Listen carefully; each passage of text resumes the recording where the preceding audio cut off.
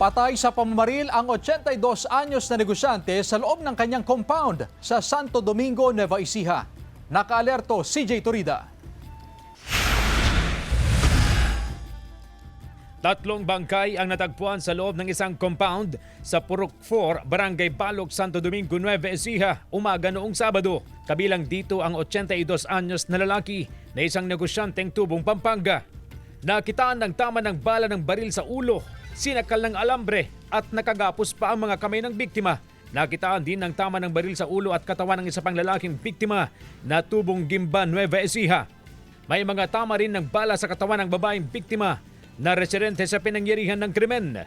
Ayon sa ilang residenteng nakatira malapit sa lugar na tumangginang humarap sa kamera, nakarinig daw sila ng ilang putok ng baril mula sa compound kung saan natagpuan ang mga biktima. Samantala, nagka-recover ang soko ng mga basyo at bala ng kalibre 45 at 9mm na baril. Prinoseso na rin ang crime scene.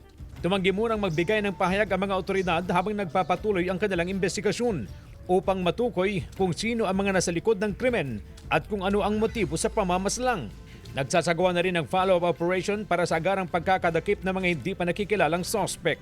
Sinisikap ng GMA Regional TV na makuha na ng pahayag ang mga kaanak ng mga biktima.